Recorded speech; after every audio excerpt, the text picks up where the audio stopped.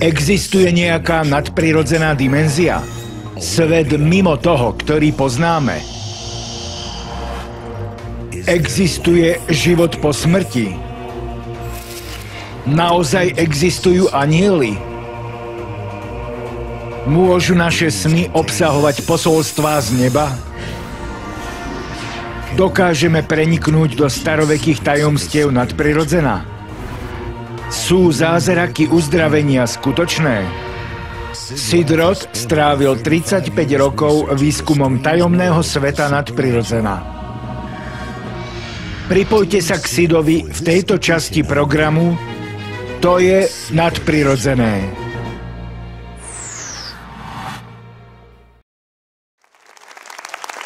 Je tu opäť Sid Roth, vitajte v mojom svete, ktorý je prirodzene nadprirodzený. V minulom dieli sme sa dozvedeli o úžasných proroctvách pochovaných vo Vatikánskej knižnici. Pred 900 rokmi tam bolo povedané, čo sa stane každému pápežovi, vrátane toho posledného. V dnešnom programe na to naviažeme a budeme hovoriť o tajných plánoch Vatikánu na privítanie mimozemského boha, ale s malým B, a to za vlády posledného pápeža.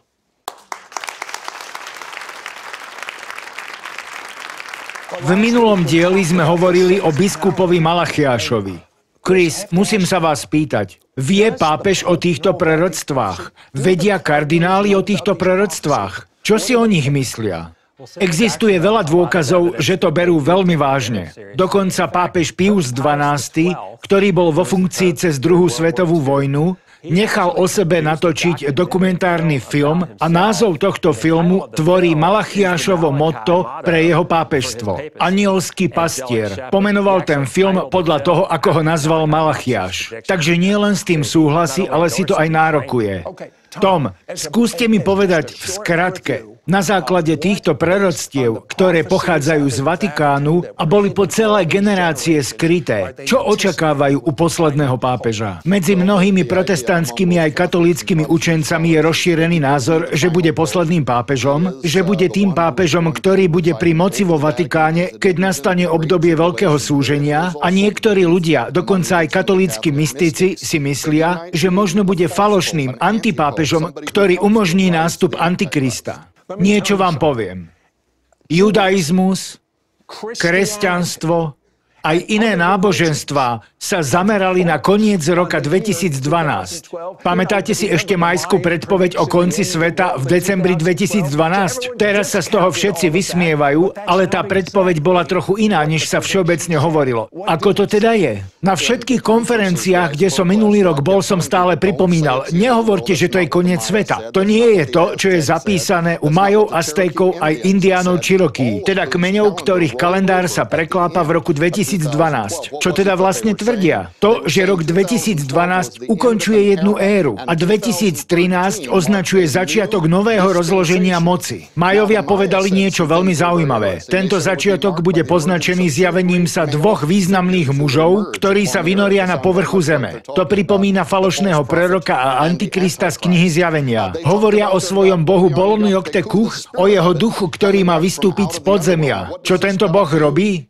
Stráži kosti a semeno obrov, ktoré sa nachádzajú v podzemí.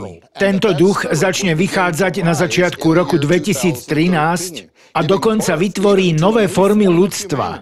Hovoríte o tom, čo som čítal v Biblii a nad čím som mnoho razy uvažoval. Možno ste sa aj vy dočítali v Biblii o Nefilim, kedy padli anjeli, žili spolu so ženami na zemi a výsledkom tohto spojenia bol zrod obrov. Veľmi mi to pripomína toto. Hovorím presne o tomto. Okrem toho aj mnohí významní kazatelia minulosti, aj Jonathan Edwards, označili rozpätie 2012 až 2016 ako dobu, kedy sa objaví Antikrist a falošný prorok. Mnohí protestantskí reformátori označili toto obdobie už pred stovkami rokov. A nie len to, ale dokonca o tomto hovorí aj židovská kniha Zohar, ktorá je jednou z najdôležitejších kníh židovskej kabaly.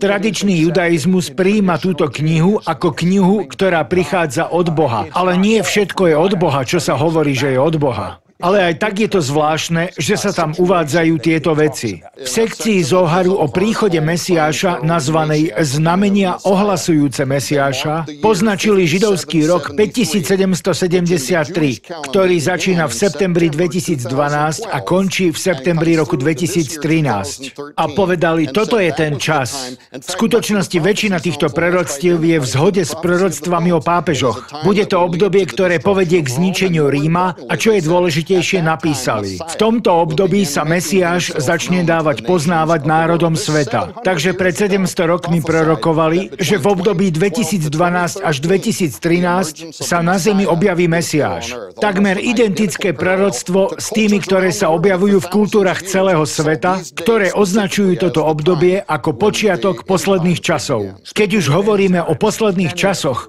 tak mnohí z vás poznajú zjavenia Márie, ktoré sa udiali vo Fatime, ako tam ľudia chodili a boli uzdravení, ale nebolo to tam celkom tak, ako nám to bolo povedané. Je to pravda, Chris? Nie, nebolo. Čo by v tom čase povedali ľudia, keby videli UFO? Presne toto sa podľa môjho názoru stalo v roku 1917 v portugalskej Fatime. Na poli sa zhromaždilo asi 70 000 ľudí v očakávaní zjavenia sa Panny Márie. Keď si prečítate presný opis toho, čo ľudia nazvali zázrak slnka, tak tí ľudia hovorili o tom, že videli šedý striebristý disk, rotujúci na oblohe, z ktorého vyžarovala kaskáda farieb, ako farebná dúha. V roku 1917 nikto nepoznal taký pojem ako lietajúci tanier. Ale to, čo ľudia opísali, mi presne pripomína toto. Ja som si vždy myslel, že na oblohe sa objavila Mária. To nebola vôbec Mária. Ľudia hovorili o kruhu alebo striebornom disku. A takýto istý lietajúci tanier, nazvime takto tú vec, ktorá je démonická. Podľa mojich poznámok videl pápež Pius XII v roku 1950. Vysvetlite to. Na mariánskej dogme a vecami s tým spojenými, ktoré nenájdete v Biblii, je zaujímavé to, že tá teológia sa neustále stupňuje. V roku 1950 pápež Pius videl gulu alebo kruh nad vatikánskymi záhradami. Rovnaký druh, aký ľudia videli vo Fatime. A pozorovanie tohto nepriehľadného lietajúceho taniera, UFO, ho inšpirovalo k definovaniu novej doktríny, ktorej musia veriť všetci katolíci, a to, že Mária vystúpila do neba rovnako ako Ježiš pred 2000 rokmi. Počkajte, až spoznáte ich výskum o tom, čo je Vatikán pripravený oznámiť ohľadom proroctva Biblie o posledných časoch a takisto ohľadom mimozemšťanov prichádzajúcich na planétu Zem. O chvíľu sme späť. O chvíľu sme späť na To je nadprirodzené. Musím vám povedať, že čo sa mňa týka, tak tieto veci ma úplne dostali. Mnoho mojich názorov na posledné časy, celé moje rozmýšľanie sa mení v svetle vecí, ktoré ste nám sem priniesli. Porozprávajte nám o Vatikánskej konferencii, kde sa zhromaždili vedci, aby diskutovali o mimozemských aktivitách. V roku 2009 Vatikán usporiadal astrobiologickú konferenciu. Čo to znamená? Výskum života vo vesmíre. Pritom my nevieme, či existuje život vo vesmíre, aj keď naše univerzity majú študijné programy, ktoré to skúmajú. Na túto konferenciu sa im podarilo do Ríma zhromaždiť špičkových vedcov z celého sveta. Hovorím tu o ateistoch, o sekulárnych vedcoch. To, o čom tam hovorili, bol tieňový život na exoplanétach. Čo to je exoplanéta? Je to planéta, ktorá sa nachádza mimo našej slnečnej sústavy.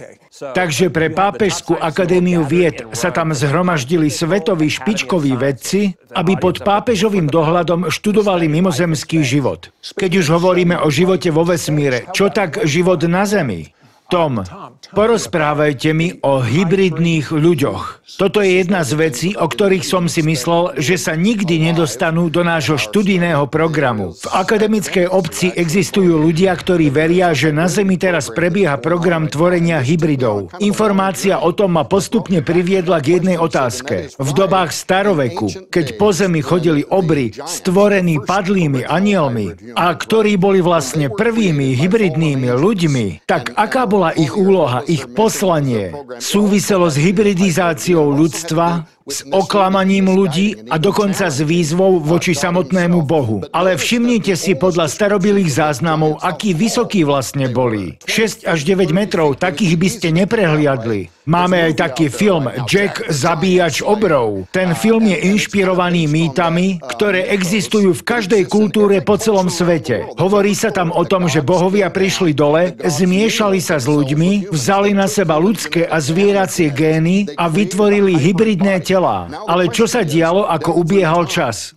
Biblia hovorí, že v tých časoch žili obry, ale aj potom, neskôr. Takže sa dostávame za potopu a máme tu Oga, kráľa Bašanu. Už má len 3,5 metra, nie 6 alebo 9. A mne sa to javí tak, že pokračovalo zámerné genetické ovplyvňovanie týchto hybridných bytostí vo výške smerom dole až podnes. Je možné, že chodia medzi nami a my ani nevieme, že ich vidíme. Medzi akademikmi sú ľudia, ktorí skutočne veria, že tieto bytosti sú medzi nami a dokonca sú aj vo vláde. Znie to divne, ako z vedecko-fantastického filmu, že?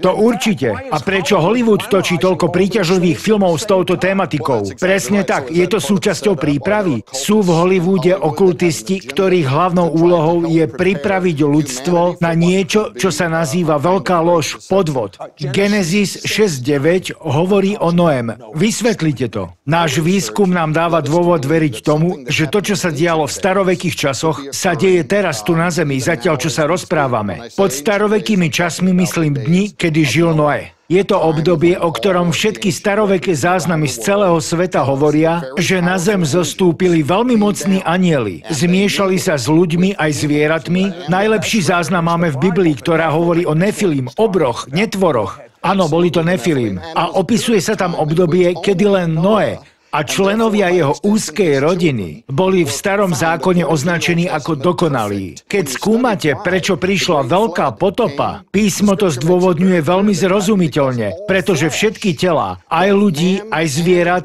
boli porušené. Takže v tých starovekých časoch sa dialo niečo, čo súviselo s genetickou degradáciou celého stvorenia. Čo to znamená, keď Tóra, kniha Genesis, hovorí o tom, že Noé bol perfektný? Je tam použité hebrejské slovo tamin. Pre pochopenie je to isté slovo, ktoré sa používa pre nepoškvrneného obetného baránka. Hovorí sa tu o genetike, týka sa to DNA. Znamená to nebyť geneticky porušený, tak ako bol vtedy zvyšok celého sveta. Takže začalo to tým, že padli anjeli žili vo zväzku s pozemskými ženami a toto sa šírilo celé storočia až po dobu Noého, ktorý zostal ako jediná bytosť, ktorá mala nezmenenú genetiku. Mal také gény, s akými ho stvoril Boh. A to je dôvod, prečo Boh nevyhnutne musel poslať potopu, aby vymazal zo zeme všetky kontaminované formy života. A tak za Noachových dní prišiel Boží súd. A sám Ježiš povedal, že tak, ako to bolo za dní Noého. Och áno. Skúste mi teraz vysvetliť jednu vec. V podobenstve o pšenici a burine. Máme pšenicu a burinu. A Kristus hovorí, nechajte ich rásť spolu, netrhajte ich. Zaujímalo by ma, či toto je rozdiel medzi tými, ktorých DNA nebolo porušené, oproti tým, ktorých DNA je porušené. Možno, že aj cez takýto proces hybridizácie od týchto votrelcov. Čo myslíte? Viete si, v akademických kruhoch sa v tomto období rozbieha debata, a to v takom rozsahu, že si to ani neviete predstaviť, a otázka znie. Dohodli sme sa teda, že medzi nami žijú hybridy. A ak medzi nami žijú, môžu byť spasení? Toto je zložitá otázka, ktorou sa teraz zapodievajú teológovia. Nie je toto ohromujúca vec, ale ešte udivujúcejší je pre mňa tajný plán Vatikánu na privítanie mimozemského boha s malým B. O chvíľu sme späť. O chvíľu sme späť na To je nadprirodzené. Niečo vám teraz poviem. Len veľmi málo kresťanov, či už protestantov alebo katolíkov, rozumie tomu, čo sa práve teraz dozviete. Existujú tajné plány pre privítanie. Vatikán sa chystá privítať mimozemšťana z iného sveta ako Boha. Porozprávajte o tom. Proroctvo Biblie o posledných časoch hovorí o celosvetovej vláde a celosvetovom náboženstve. V súčasnosti je svet veľmi rozdelený. Keď nad tým rozmýšľate, musíte dôjsť k záveru, že sa musí stať niečo veľmi nevídané, aby sa svet zjednotil pod jedným vládcom. Bývalý americký prezident Ronald Reagan raz povedal v OSN: ako rýchlo by naše nezhody boli vyriešené, keby sme museli čeliť útoku mimozemšťanov z iného sveta. Toto povedal v OSN v 80. rokoch. Keď sa poobzeráte po svete, čomu ľudia veria, tak podľa amerických štatistík každý druhý Američan verí, že našu zem navštevujú mimozemšťania. Prieskum uskutočnený vo Veľkej Británii ukázal, že viacej ľudí verí v mimozemšťanov než v Boha. A toto je fakt. Môj názor je, že veľký blúd je už tu a jeho základy sú položené. Naša hypotéza je taká, že tieto duchovné mocnosti a kniežatstva, o ktorých píše 6. kapitola Efežanom, tieto démonické sily rozosiali tento názor po svete. Takže svet je nachystaný na podvod. Ale aký máte dôvod veriť tomu, že Vatikán sa chystá vyhlásiť to? Organizujú astrobiologické konferencie. Presvedčili intelektuálsku elitu, aby uverili v mimozemšťanov. Spisy vatikánskych teológov vás dosť presviečajú, že ak neveríte v mimozemšťanov, tak toto je bludárstvo, kacírstvo. Hovoríte o tom, že Vatikán sa chystá prehodnotiť svoj postoj k základom kresťanstva. Čo tým myslíte? Vatikánsky teológovia napísali, že tieto bytosti nás budú evangelizovať. Myslia si, že je tam šanca, že oni nebudú padlí tak, ako sme my. Takže budeme musieť zmeniť našu vieru podľa ich poznania. Takže hovoria o príprave tímov, ktoré budú evangelizovať ľudí aj mimozemšťanov. Naozaj hovoríte o tomto? Ak sa pozriete na internet a aj krstiť ich, na internete sú stovky článkov od vatikánskych astronomov o krstení mimozemšťanov. Pred 100 rokmi naši najlepší, úžasní teológovia mali predpovede založené na štúdiu písma. Povedzte mi o Hawkinsovi Pembrovi, ktorý pred 100 rokmi písal o dňoch Noého. George Hawkins Pember písal v 19. storočí a našiel paralely medzi tým, čo bolo napísané o Noého dňoch a 19. storočím. Vypichol asi 7 vecí a boli to také veci ako napríklad cirkev sa prispôsobuje svetu. A keď som si prechádzal tento zoznam a porovnal to s tým, kde sme teraz, tak všetko, čo videl v 19. storočí, narástlo takmer exponenciálne. Napríklad to prispôsobenie cirkvi. Hlavné veľké denominácie ordinujú homosexuálnych kňazov a stavajú ich do vedenia cirkvi. Ale oni už pred 100 rokmi videli, že to prichádza. On to videl. A 7. vec, ktorú opísal, bola príchod týchto bytostí a on to nazval, že prichádzajú od kniežaťa mocností povetria. A takto apoštol Pavol pomenoval Satana v Efežanom 2. Oblasť, v ktorej pôsobia démoni na základe Nového zákona, je povetrie nad zemou. Povedzte aj o ďalších oblastiach, ktoré videl. Jedna z vecí, o ktorej hovoril, bol populačný nárast. A my zažívame taký populačný skok, ktorý by si ani nedokázal predstaviť. Videl zmätok v úlohách muža a ženy. Videl to už v 19. storočí. Nie je vám to nejaké povedomé? Mne teda áno. Myslím si, že nemal ani hmlistú predstavu o tom, ako ďaleko to zájde. Máme tu teraz transsexuálov, homosexuálne manželstvá. A čo vtedy hovoril o svetosti? Už vtedy videl, ako sa kladie dôraz na takého Boha, ktorý je tak veľmi benevolentný, že to vlastne popieralo Božiu svetosť. A toto môžeme vidieť v idei pluralizmu, ktorý je tak rozšírený v našej spoločnosti a tvrdí, že všetky náboženstvá vedú k jednému Bohu. V dnešnej spoločnosti je toto všeobecne veľmi prijímaný názor. Rozprávanie o pekle, o výnimočnosti, unikátnosti nášho Spasiteľa Ježiša je niečo, čo väčšina ľudí nechce tolerovať. Ale všetky veci, o ktorých hovorí Biblia, sú čierno-biele. Musia byť rozriedené, zoslabené, aby z toho vzniklo celosvetové náboženstvo. Aby ľudia privítali Antikrista. Ako je to všetko pripravené.